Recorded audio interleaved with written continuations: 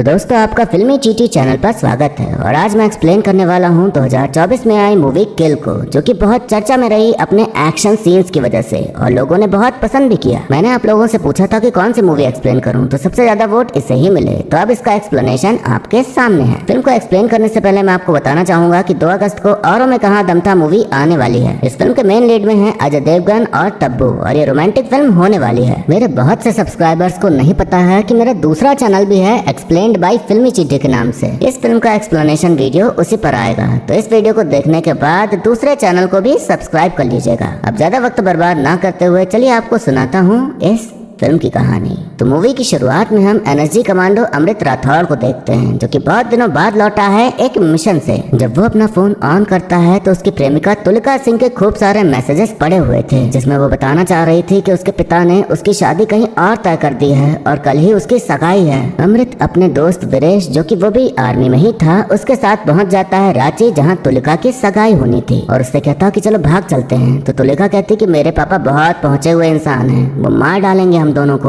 अमृत कहता है तुम मेरे साथ जीने के लिए क्या मरी नहीं जा रही? तो तुलिका कहती है कि तुम्हारे साथ रहने के लिए मरना जरूरी है, हमको तो तुम्हारे साथ जीना है कैप्टन राठौड़। ये सुनकर अमृत तुलिका को भगा ले जाने का मिशन कैंसिल कर देता है। थोड़ी देर बाद अमृत को तुलिका का मैसेज आता है कि वो कल ट्रेन से दिल्ली निकल रही है, तो वहीं मिलते हैं। अब हम फनी नाम के एक लड़के को देखते हैं, जो कि पेट्रोल पंप में काम करता है। वो स्टेशन जाके एक ट्रेन में चढ़ जाता है और साथ में उसके जानने वाले कुछ और लोग भी चढ़ते हैं। फनी के पिता बेनी कॉल करके गुस्साते हैं कि फोन जब उठाना नहीं होता तो रखते क्यों? हम क्रॉसिंग पर खड़े हैं, आधे घंटे हैं तुम्हारे पास, बोगी नंबर क्या है बताओ? फनी की नजर तुलिका पर पड़ती है, तो वो उससे ही पूछ लेता है बोगी नंबर, एकदम मुस्कुराते बल खाते हुए। अमृत तुलिका को दिल्ली में मिलने वाला था, लेकिन वो ट्रेन में ही आ जाता है उससे मिलने और उसे वॉशरूम के अंदर ले जाकर शादी के लिए प्रपोज कर देता है। तो तुलिका खुशी खुशी उसे हाँ कह देती है। अमृत के साथ उसका दोस्त वीरेश भी आया हुआ था और फिर अब तुलिका और अमृत के बीच मैसेजेस में बातें हो रही होती हैं। सोहेल नाम का एक लड़का उनसे कहता है कि आप आर्मी में हो ना? मेरा भी बहुत मन है आर्मी में जाने का,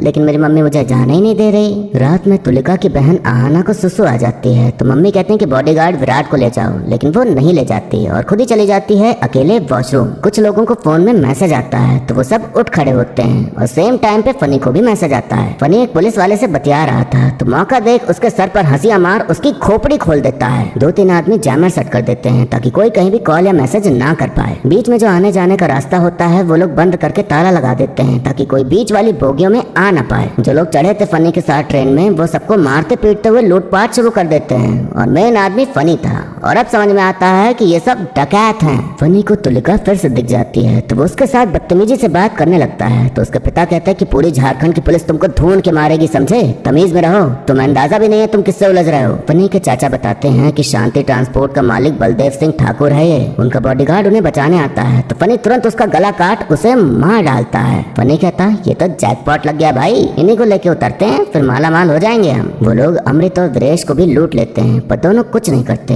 बस देख रहे होते हैं कि क्या हो रहा है। मौका देख दोनों लोग तुलिका की बोगी में जाने के लिए निकल लेते हैं। फनी तुलिका के साथ जबरदस्ती कर रहा होता है, लेकिन तभी अमृत वहाँ आ जाता है और उसको एक लात मारता है। फनी का चाचा तुलिका की माँ को मारने जा रहा था, लेकिन इससे पहले वीरेश चाकू घोंप के उसे मार डालता है। अमृत फनी और उसके चचेरे भाई रवि को अच्छे से धोता है और कहता कि चुपचाप निकल जाओ यहाँ से, तो वो उस वक्त वहाँ से चले जाते हैं। चैन उन लोगों ने काट दी थी, तो चैन खींच के ट्रेन नहीं रुक सकती थी। आहाना अभी तक वॉशरूम से नहीं लौटी थी, तो अमृत उसे ढूंढने जाता है और तुलिका के परिवार को भी साथ ले जाता है ताकि उन पर फिर से हमला ना हो। फनी और आदमियों के साथ वापस आता है चाचा के पास, जो कि मर चुके थे। अमृत तुलिका और उसके परिवार को दूसरी तरफ भेज देता है। सब गुंडे कहते हैं कि बेनी भैया को बताना होगा कि उनका भाई मर गया। तो फनी कहता कि कोई भी पापा को कॉल नहीं करेगा और न ही कोई उन्हें मारेगा, उनको मारेगा तो सिर्फ चाचा का बेटा रवि ही। रवि गुंडों के साथ आगे बढ़ता है अमृत और वीरेश को मारने के लिए, लेकिन ये दोनों ऐरे गहरे नहीं आर्मी कमांडो थे, तो वो इन सबको पीटना शुरू करते हैं बिना देखे कि किसको कहाँ लग रहा है। फनी एक बच्चे को बंदी बना लेता है, तो उनको रुकना पड़ता है और फिर फनी वीरेश पर गोली चला देता है, जो कि उसके कंधे पर जा लगती है। जहाँ गोली लगी फनी वहीं पर चाकू भोंक देता है और फिर उसको बंदी बना के अपने साथ लेके चला जाता है। अमृत ने रवि को पकड़ लिया था, तो तुलिका के पिता के साथ मिलकर अमृत रवि को बांध के गेट से लटकाते हुए सब उगलवा लेता है कि कितने लोग हैं, किस किस बुक बोगी में है। करीब 36 लोग थे वो। B1, A1, A2 और A3 कोच पर उन्होंने कब्जा कर रखा था। आहना B1 बोगी में थी और बाकी लोगों की तरह बैठी हुई थी, डरी सहमी हुई। उस बोगी का जैमर बंद करके वो बेनी को फोन करके सब कुछ बता देते हैं और क्रॉसिंग आने पर ट्रेन की चैन खींच ट्रेन स्लो कर देते हैं। तो बेनी और भी लोगों के साथ ट्रेन में चढ़ जाता है। अमृत रवि को अंदर करके गेट बंद कर लेता है ताकि वहां से न चढ़ पाए। बेनी वीरेश को लातों से मारते हुए उसे गोली मारने जा रहा होता है तो फनी उसे रोक लेता है और कहता कि चाचा बलदेव सिंह की वजह से मरे हैं। फनी सामने से जाने के बजाय ट्रेन के ऊपर से चढ़ के वहां जाने की कोशिश करता है जहां अमृत था। ट्रेन की रफ्तार जब तेज हो जाती है तो अमृत रवि को फिर से लटका देता है। अमृत तुलिका को चाकू देता है ताकि जरूरत पड़ने पर वो उसका इस्तेमाल कर सके। पिताजी को थोड़ा बहुत तो समझ आ ही गया था कि इनके बीच कुछ तो है, पर माहौल ऐसा था कि इस बात पर बात करना अभी जरूरी नहीं था। तुलिका अमृत से कहते कि प्लीज आहना को ढूंढ के ले आना, जान है वो हमारी। अमृत वादा करता है कि वो उसे ढूंढ के ले ही आएगा। पिताजी बोगी के बीच वाला गेट बंद करके ताला लगा लेते हैं ताकि इधर कोई आने न पाए और अमृत उधर साइड जाने लगता है वीरेश और आहना को वापस लाने। 6 लोग आते हैं अमृत को घेर के मारने तो अमृत उन सबको मारते जा रहा था और उसे भी चोटें लग रही थी। फिर वहाँ आता है एक हट्टा कट्टा बड़ा सा आदमी जिसका नाम था सिद्धि। तो वो अमृत को बहुत मारता है और उसे पकड़ के बेनी के पास लेके चला जाता है। पिताजी तुलिका से कहते हैं कि बताया क्यों नहीं हमें इस लड़के के बारे में। तो तुलिका मुंह बना के कहते कि बता के क्या करते, कर तो लिया ना सगाई जहाँ आप बोले।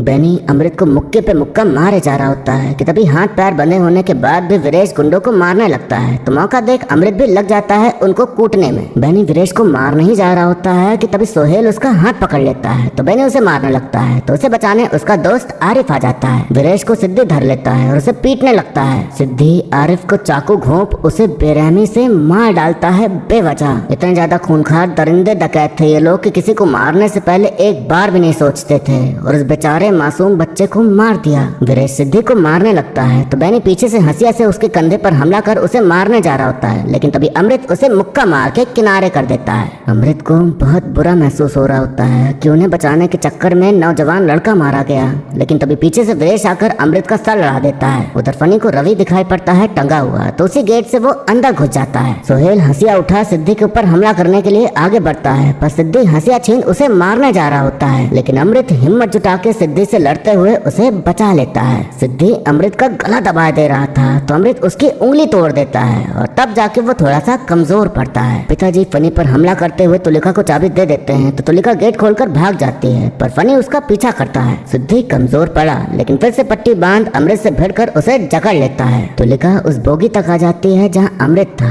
लेकिन पीछे से फनी आ जाता है। तुलिका को नहीं आता था किसी को मारना लेकिन वो फिर भी उल्टा सीधा चाकू चलाने लगती है तो फनी को चाकू लग जाता है तो फनी गुस्से से एक छोटा चाकू उसके पेट में घोंप देता है। फिर चाकू से उसके पीठ पर उसके गले पर हमला करते हुए उसे ट्रेन से नीचे फेंक देता है। अमृत रो रहा होता है, गिड़गिड़ा रहा होता है, तड़प रहा होता है, पागल हो रहा होता है उसे रोकने के लिए लेकिन वो कुछ नहीं कर पाता। उसका प्यार, उसकी जिंदगी उसकी आंखों के सामने से ओझल हो जाती है। यह हादसा वो बर्दाश्त नहीं कर पाता और बेहोश हो जाता है। अमृत को जब होश आता है तो देखता है कि उसे वीरेश और सोहेल को पकड़ के रखा हुआ है और ट्रेन से फेंकने वाले हैं। पिताजी भी सदमे में चले गए थे। फनी अपने मामा से कहता कि इनकी फैमिली को ढूंढो और 5 मिनट के अंदर हमें उतरना है। अमृत को तुलिका के हाथ की छाप दिखाई पड़ती है खून से सनी हुई तो उसका खून खौल उठता है कि कितनी बेरहमी से उसके प्यार को मार डाला। अमृत तुरंत एक गुंडे की मुंडी मरोड़ के उसे मार डालता है और दूसरे गुंडे को चाकू भोंक के खत्म कर देता है। और गुंडे आते हैं तो वो उन सबको चाकू से मार मार के उनके शरीर में एक्स्ट्रा छेद कर डालता है। वहाँ रवि आता है उसे मारने पर फनी उसे लेके चला जाता है क्योंकि उसे भी समझ आ गया था कि अमृत के सामने जो आएगा वो बचेगा नहीं। अमृत एक गुंडे के मुंह पर फायर एक्सटिंग्विशर मार मार के उसके मुंह का कचुम्बड़ बना देता है। फिर आगे बढ़ते हुए फनी के मामा के पास पहुंच जाता है और वहाँ भी गुंडों की अच्छे से धुलाई करता है। एक गुंडे के मुंह में तो फायर एक्सटिंग्विशर की पाइप डालकर उसे चलाते हुए उसकी आत्मा बाहर निकाल देता है अमृत। मामा कुछ बोल पाते उससे पहले अमृत चाकू फेंक के मारता है जो कि उनके सीधे मुंह के अंदर जाके घुस जाती है। वीरेश बुरी तरह घायल था फिर भी वो गुंडों से लड़ने में लगा हुआ था तो अमृत उसकी मदद करते हुए उसे बचाता है। बेनी फनी से कहता कि तुम जानते भी हो उस लड़की को मार के तुम क्या किए हो। बलदेव अब हमें छोड़ेगा नहीं, उनमें से एक को हम जिंदा नहीं छोड़ सकते, सबको मारना होगा। फनी कहता कि बलदेव को कोई नहीं मारेगा, वो हमारा जैकपॉट है, उसको पकड़ेंगे फिरौती मांगेंगे फिर मार डालेंगे। ऐसे ही सबको मार दिया तो हमारे घर के चूल्हे कैसे जलेंगे पापा,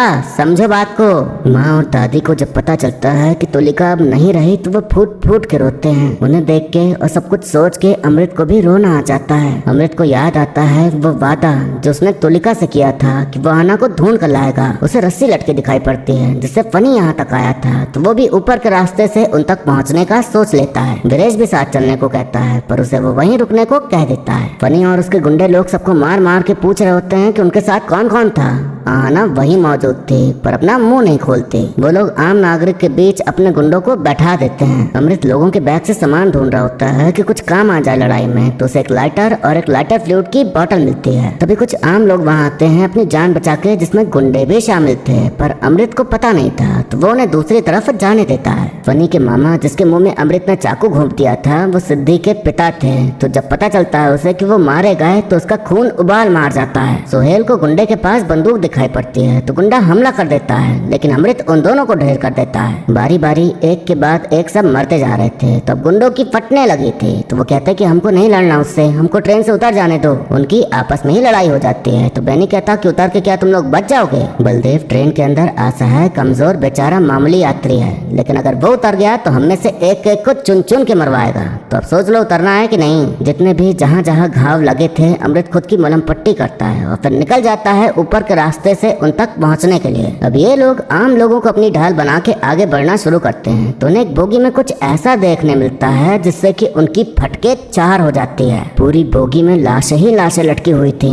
जैसे किसी भूतिया महल में आ गए हों। सिद्धि जब अपने पिता को लटका देखता है तो रो पड़ता है, पर हमें कोई फर्क नहीं पड़ता, बल्कि उसके साथ तो इससे भी बुरा कुछ होना चाहिए था, ऐसा फील होता है हमें। अमृत ने बीच का गेट बंद कर दिया था, तो इधर साइड वो जा नहीं सकते थे, और उधर साइड अमृत पहुंच जाता है उनकी मौत बनकर और गुंडों को पीटना शुरू कर देता है। बेनी फनी को समझा रहा होता है कि अब कुछ गड़बड़ मत करना, सब तुम्हारी वजह से हो रहा है, पर फनी अपने मन की ही करने वाला था। अमृत उस बोगी में पहुंच जाता है जहां सोहेल की माँ थी, तो उनको बता देता है कि सोहेल सुरक्षित है। वहां डकैत का एक गुंडा आम नागरिक बन के बैठा हुआ था जो कि सब सुन रहा था। अमृत सबसे पूछता है कि एक बच्ची को देखा है क्या, तो लोग बताते हैं कि हाँ एक बच्ची थी, लेकिन डाकू उसे और बाकी लोगों को उठा के दूसरी बोगी में लेके चले गए हैं। वहाँ दो गुंडे आ जाते हैं, तो अमृत चाकू लेके उनको चीर फाड़ देता है। सोहेल और आरिफ की माँ अमृत के साथ गुंडों से लड़ने को तैयार हो जाती हैं, तो मौका देख गुंडा भी कहता है कि मैं भी चलूंगा। उधर वीरेश और पिताजी कपड़ों में आग लगा देते हैं ताकि किसी को दिखे वो आग तो कोई कुछ करे, तो रेलवे के एक आदमी को आग दिखाई पड़ जाती है, तो वो तुरंत ट्रेन में बैठे टीटी को सूचित करता है, तो वो पुलिस लेके निकलता है और पहुंच जाता है वीरेश लोगों के पास। तो वो पूरी बात बताते हैं कि यहाँ क्या हो रहा है। बेनी ट्रेन की चैन खींच ट्रेन रुकवाता है ताकि फनी और दो चार लोग उतर के दूसरी बोगी में जा सकें, क्योंकि बीच का गेट बंद था, लेकिन पुलिस उन पर गोली चलाना शुरू कर देती है, तो वो लोग जंगल में छिप जाते हैं। ट्रेन चलना शुरू हो जाती है, तो फनी मौका देख ट्रेन में फिर से चढ़ जाता है। मतलब पहले अमृत था, फिर बैनी और सिद्धि लोग, फिर वीरेश लोग और फिर फनी। अमृत गुंडों को मारते हुए उनकी ओर बढ़ना शुरू हो जाता है। अब उसका फिर से सामना होता है सिद्धि से।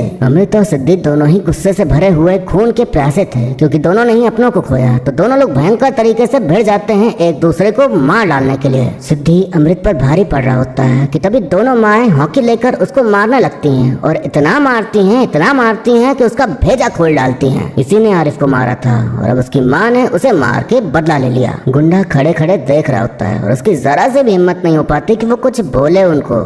रोकता तो उसका भी ऐसा ही हाल होता। बैनी और उसके साथियों को जब खबर लगती है कि सिद्धि भी मर गया, तो रोने के अलावा उनके पास कोई और विकल्प नहीं बचता। ये सब जो इतना गुंडे बने फिर रहे थे वो सब भीगी बिल्ली बन के कहते हैं कि अब उतर जाते हैं हम लोग, नहीं मारे जाएंगे। बेनी का माथा फिर जाता है, तो उतरने के बजाय यात्रियों को ढाल बना के वो अमृत की ओर बढ़ने लगता है। वीरेश और पुलिस गेट खोलती है, तो दो चार गुंडे आम लोगों को बंदी बना के खड़े थे और उसमें आहाना भी थी। पुलिस और वीरेश उन गुंडों को मारने में कामयाब हो जाती है और आहाना बच जाती है। अब वहाँ आ जाता है फनी और उन दोनों पुलिस वालों को मार डालता है। उधर अमृत एक बोगी में अंधेरा कर देता है, तो जब बेनी वहाँ आता है तो वो उसके पेट में चाकू घोंप देता है। रवि डरते डरते उस अंधेरे में अमृत को ढूंढ रहा होता है, तो अमृत उस पर हमला करके उसकी गर्दन ही उसके शरीर से अलग कर देता है। एक गुंडा आदमी अमृत के सर पर वार करके उसे बेहोश कर देता है। जो गुंडा आम नागरिक बना पड़ा था वो अब उनके साथ मिल जाता है। वीरेश की हालत नहीं थी कि वो लड़ सके, फिर भी वो खड़ा होता है उनसे लड़ने के लिए, क्योंकि उसने यही सीखा था। तो वो उनसे भिड़कर दो गुंडों को मार गिराता है और फनी को भी चोट पहुंचाता है, लेकिन फनी उसे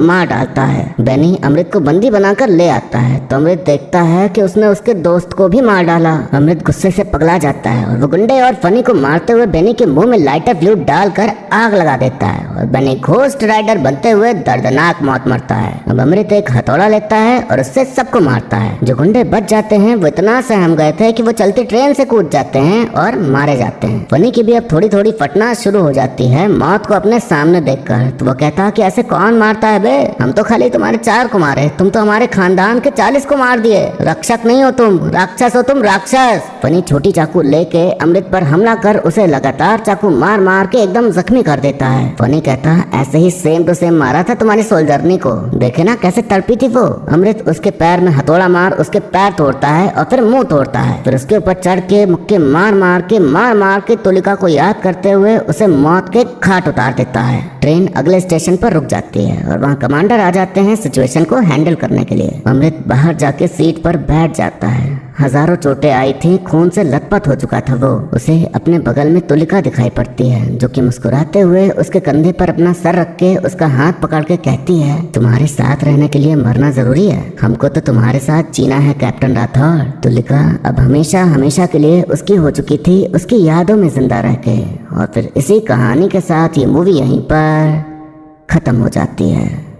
तो दोस्तों ये फिल्म पूरी तरह से एक्शन और सिर्फ एक्शन से भरी हुई है और मुझे लगा था कि मैं क्या एक्सप्लेन करूंगा इसमें। और जब ऑडियंस पोल डाला तो कुछ लोगों ने भी कहा कि ये थिएटर में एक्सपीरियंस करने वाली मूवी है, जो कि बिल्कुल सही बात है। सबसे ज्यादा वोट इसे ही मिले, तो यही मेरा टास्क बन गया और मुझे एक्सप्लेन करना ही था और अब मैंने कर भी दिया, जो कि आपने सुन भी लिया। मूवी की कहानी देखी जाए तो उसमें कुछ भी नहीं है, बल्कि बहुत सारे लूप होल्स हैं। लेकिन ये फिल्म कहानी के लिए नहीं बल्कि इसके अंदर जो एक्शन सीन्स हैं उसे देखने के लिए बनी है। ऐसा एक्शन आज तक शायद ही किसी इंडियन फिल्म में देखने मिला हो और ये इतनी तगड़ी है कि इसका हॉलीवुड में रीमेक बनने जा रहा है, जिसे बनाने वाले हैं $1 बिलियन कमाने वाली जॉन विक मूवी के प्रोड्यूसर्स। लूप होल्स की बात करी जाए तो बलदेव साहब इतने अमीर आदमी थे तो उन्होंने ट्रेन से वापसी करना ही क्यों चुना? वो फ्लाइट से जा सकते थे आराम से। तुम अमीर आदमी हो यार, तुमने ट्रेन क्यों चुना?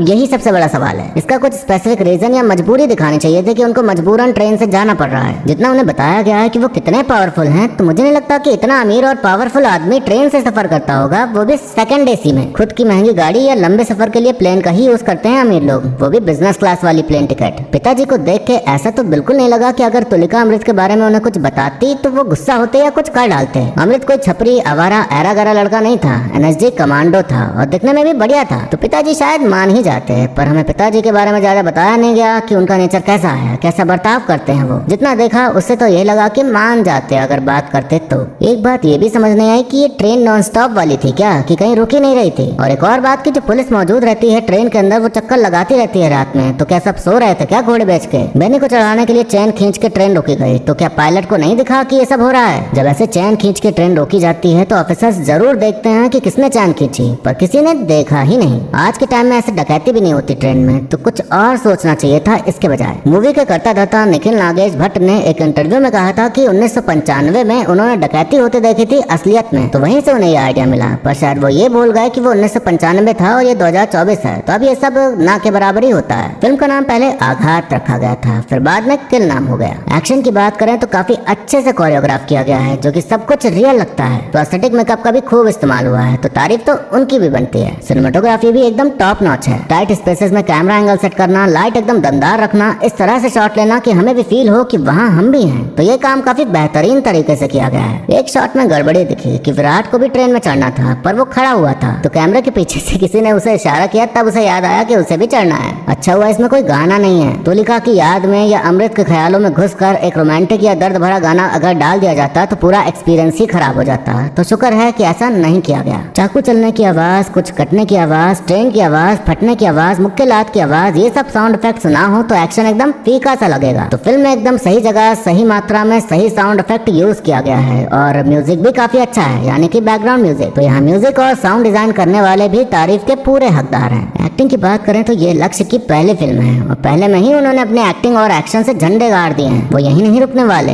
आगे तक जाने वाले हैं और हम उम्मीद करते हैं कि वो आगे तक जाएं भी। राघव भाई विलन के रूप में एकदम खतरनाक दिखे और उनका रोल भी लोगों को काफी पसंद आया। और बाकी जितने भी सह कलाकार फिल्म में मौजूद हैं उन सबका काम बढ़िया रहा। वैसे सोचा जाए तो इस मूवी का प्रीक्वल या सिक्वल भी बनाया जा सकता है। प्रीक्वल कुछ इस तरह की एज एनएसजी कमांडोज को दिखाया जाए, किसी मिशन पे भेजा जाए उसे और वहाँ वो दुश्मन को धोए। या फिर सिक्वल ऐसा हो सकता है कि फनी के और जो रिश्तेदार हैं जो कि डकैत हैं, वो अमृत को खत्म करने के लिए उसके पीछे पड़ जाएं, तो फिर अमृत उनको धोए। तो देखते हैं कि कभी इसका अगला भाग आता है या नहीं। सबसे फनी सीन तो ये लगा कि भाई साहब ट्रेन के वॉशरूम में कौन प्रपोज करता है यार, मतलब इससे ज्यादा बुरी जगह तो नहीं हो सकती किसी को प्रपोज करने के लिए। जहाँ की सीट पे भी बैठना नहीं हो पाता, वहाँ अमृत भैया घुटने पर बैठ गए। तो हाँ भाई, यही प्यार है। और वीडियो यहीं पर खत्म होता है। लेकिन जाने से पहले आप बताइए कि आपको मूवी की कहानी और मेरा एक्सप्लेन करना कैसा लगा। आप वीडियो को लाइक या डिसलाइक करके भी अपनी प्रतिक्रिया दे सकते हैं। ऐसे ही अच्छी मूवीज के एक्सप्लेनेशन देखने के लिए आप हमारे चैनल को सब्सक्राइब कर लीजिए ताकि नया वीडियो आते ही आप तक खबर पहुंच जाए। अगर आप मुझसे कुछ कहना चाहते हैं या बताना चाहते हैं, कुछ भी पूछना चाहते हैं या कोई भी बात हो तो आप मुझे इंस्टाग्राम पर फॉलो कर लीजिए, वहाँ मैसेज कर दीजिए, मैं आपको रिप्लाई जरूर करूंगा। बाकी मिलते हैं अब अगली वीडियो में, तब तक के लिए टाटा बाय बाय और नमस्ते।